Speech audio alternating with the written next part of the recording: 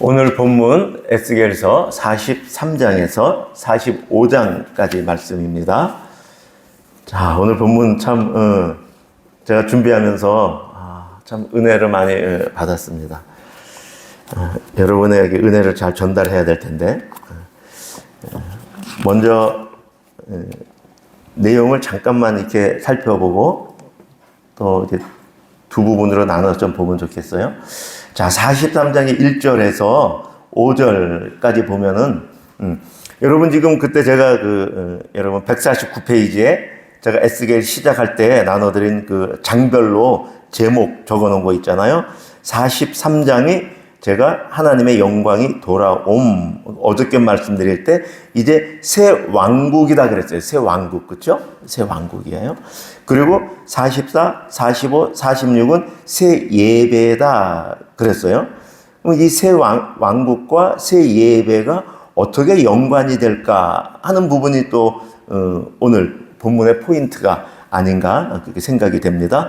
자, 새 왕국을 또 이제 자세히 좀 보면은 자, 1절에서 5절까지는 말씀드린 대로 하나님의 영광이 돌아오는 거예요.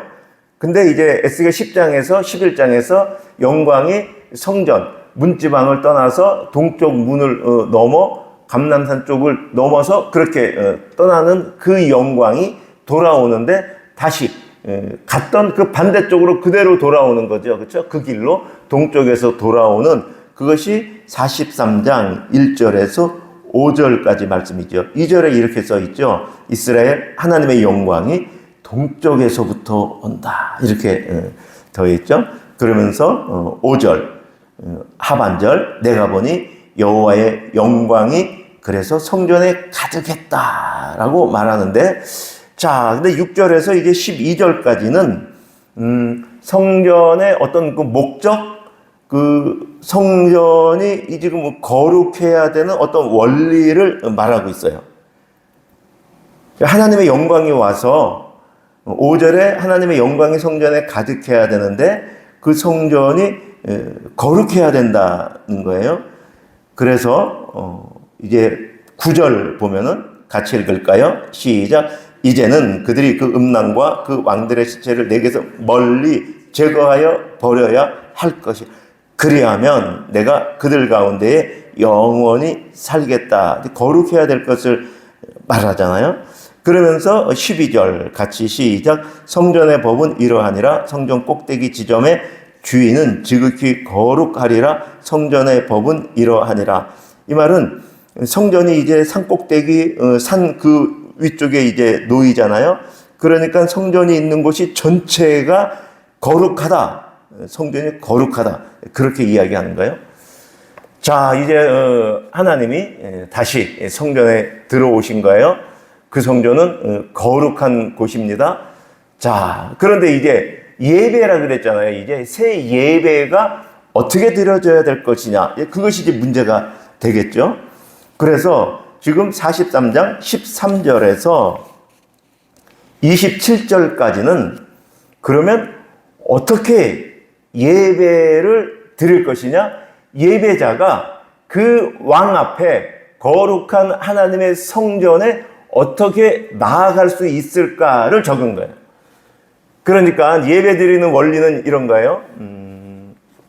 우리가 예배 드려 하나님이 임재하시는 게 아니라 먼저 하나님이 지금 임재하셨어요. 그래서 예배를 드리게 되는 거예요. 그런데 그 예배를 이렇게 드려야 되는 거예요. 그렇죠? 우리는 하나님이 임재하지 않은 가운데 우리가 예배를 드리면 하나님이 임재하실 것 같은 그건 이제 전형적인 이방 우상들이에요. 가만히 생각해 보세요. 그렇죠? 그리고 그들이 신들을 불러 자기의 신에게 무당을 하고 제물을 드리고 예배를 드리는 거죠.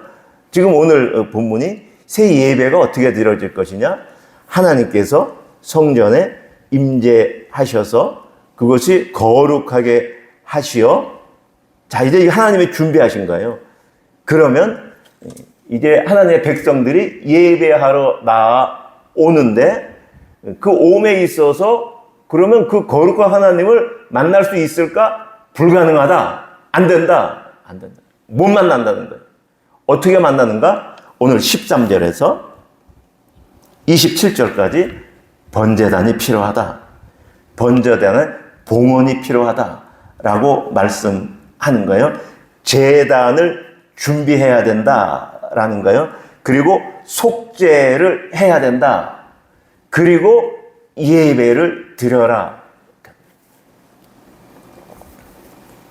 제단이 뭐 하는 것이죠? 죄물을 태우는 것이잖아요. 그렇죠? 하나님이 계시는데 사람이 그냥 나올 수 있는 게 아니라 제단을 만들어 제단을 거룩하게 하여 거기에 속죄 제물을 드리고 그리고 예배자가 나오게 하시는 것이죠. 13절 하고 이게 보세요. 이거 지금 번제단 이제 모양과 크기를 얘기했잖아요. 그 우측에 이제 번제단이 요거대로 실제 이제 그림을 그려낸 거죠. 그리고 이제 이 18절에 이 번제단을 봉헌해야 된다는 거예요. 번제단을 봉헌. 18절 중반절 이 제단을 만드는 날에 그 위에 번제를 드리며 피를 뿌리는 규례는 이러하다라고 말하면서 19절 하반절에 속죄 제물을 삼고 그 피를 가져다가 20절 속죄하여 제단을 정결하게 하고 20절 하반절 제단을 정결하게 하고 그 다음에 21절 그 속죄 제물의 숫송아지를 가져다가 불사르며 22절 속죄 제물을 삼아 그 제단을 정결하게 하기를 숫송아지로 정결하게 함같이 하고 23절 정결하게 하기를 마친 후에는 흠없는 숫송아지 한 마리와 때 가운데 흠없는 수장 한 마리를 드려 24절 중반절 나 여호와께 번제를 드릴 것이며 27절 7일 동안 매일 염소 한 마리를 갖춰 속죄 제물을 삼고 이렇게 드려라. 자, 그리고 이제 이렇게 번제단을 먼저 거룩하게 봉헌한 후에 그 다음에 비로소 27절 시작 이 모든 날이 찬 후 제8일과 그 다음에는 제사장이 제단 위에서 너희 번제와 감사제를 드릴 것이라. 7일 동안 이렇게 번제단을 거룩하게 하고 그거 끝난 다음에 그제서야 제사장이 드디어 너희의 번제, 감사제, 예배를 드려라. 지금 그렇게 말했죠.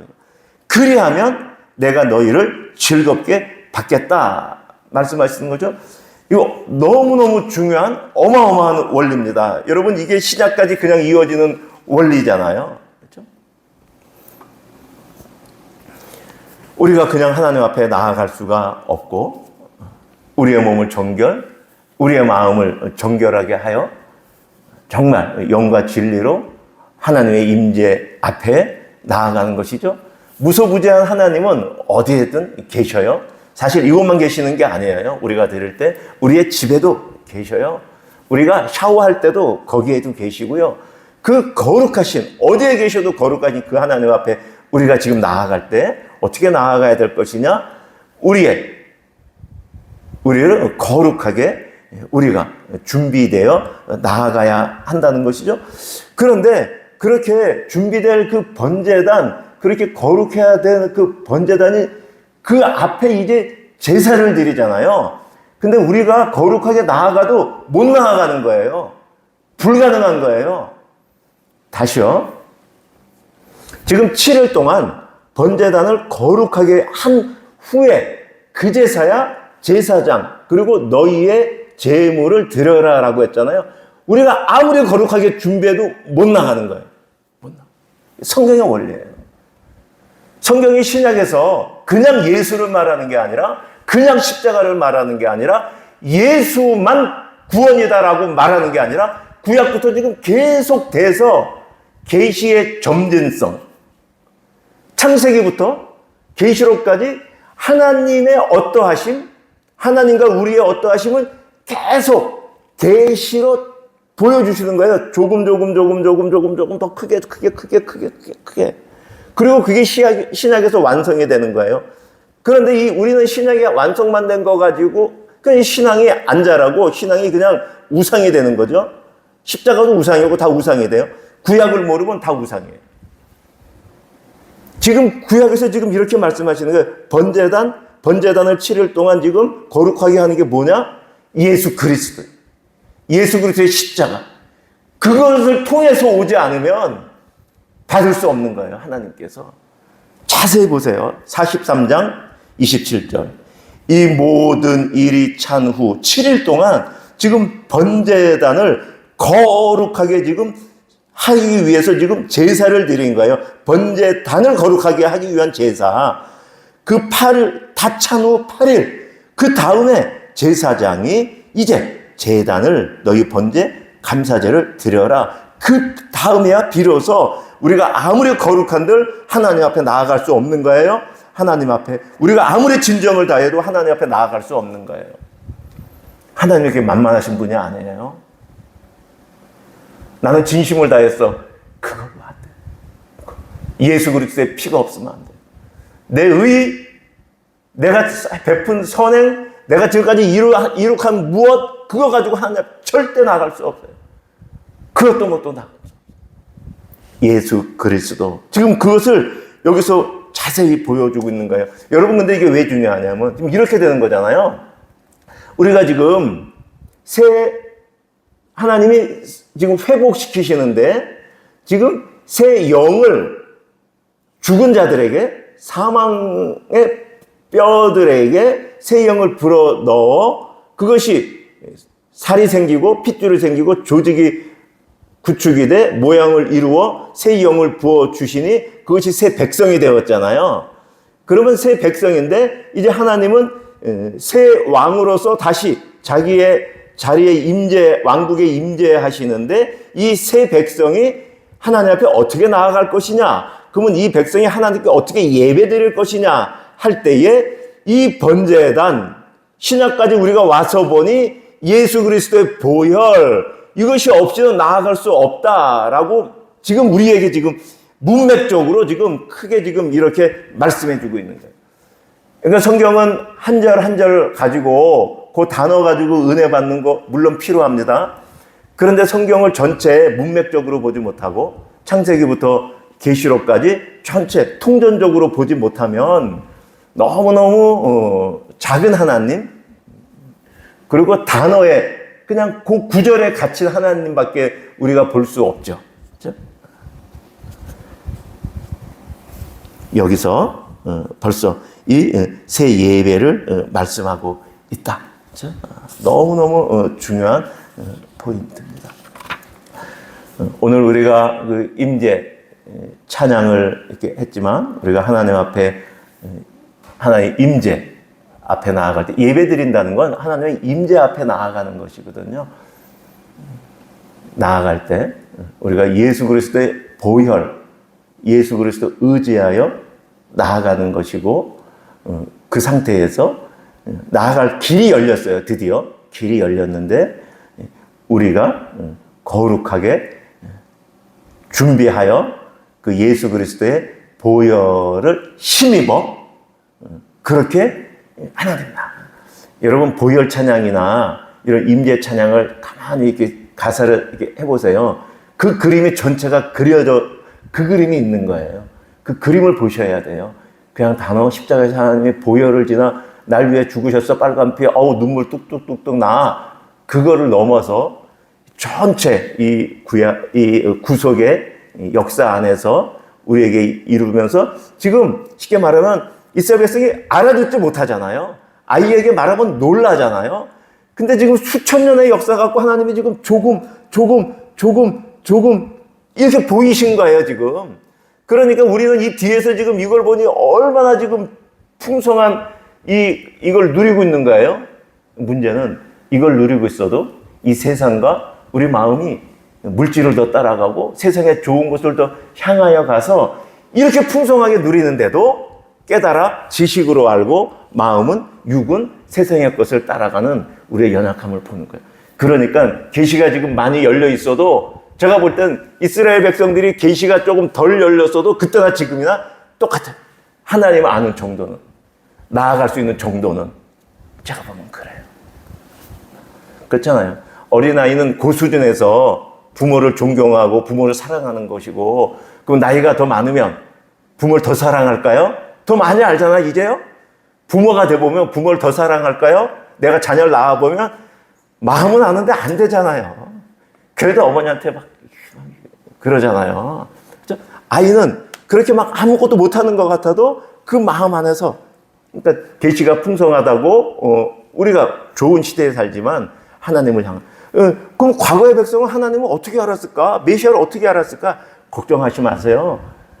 제가 볼 때는 우리보다 계시가 풍성하지 않지만 하나님께서 더 풍성하게 하나님의 사랑을, 하나님의 존재를 알게 하셔서 그들이 하나님을 찾게끔 하셨어요. 아이가 부모를 아무것도 몰라도 알고 존경하고 따르듯 그렇게 하셨죠. 어쨌거나 우리는 이 계시의 풍성한 가운데 있어요. 생각해보면 너무너무 아찔하잖아요. 하나님이 해놓으신 게 너무너무 감사하잖아요. 그 감사 안에서 우리의 지혜와 또 우리의 육체를 하나님 앞에 굴복시켜 그 하나님의 통치를 받는 오늘 하루, 저와 여러분의 인생이 되시기를 축원드립니다. 우리 기도하겠습니다. 말씀을 따라드리는 오늘의 기도 시작. 거룩하신 하나님 아버지, 하나님의 영광이 성전에 다시 임한 것처럼 내 심령과 교회 가운데도 성령께서 충만히 거하시게 하시고 날마다 하나님을 가장 귀하게 여기며 예배하는 백성이 되게 하소서. 나에게 먼저 찾아오시고 예수 그리스도의 십자가로 속죄의 길을 열어주셔서 하나님 앞에 담대히 나아가 예배하게 하심을 감사합니다. 나의 공로나 열심이 아니라 오직 주님의 은혜로 하나님께 나아감을 잊지 않게 하시고 날마다 십자가의 은혜를 의지하여 거룩하신 주님을 경외하며 진실한 마음으로 예배하는 삶이 되게 하소서. 주님, 거룩한 것과 속된 것을 분별하라고 명하신 말씀을 따라 세상의 가치보다 하나님의 말씀을 삶의 기준으로 삼게 하옵소서. 나의 말과 행동과 생각을 날마다 성령께서 다스려 주셔서 가정과 일터와 교회에서 그리스도의 향기를 나타내게 하시고 맡겨주신 직분을 충성스럽게 감당하는 신실한 청지기가 되게 하소서. 예수 그리스도의 이름으로 기도합니다. 아멘. 개인 기도 드리시겠습니다.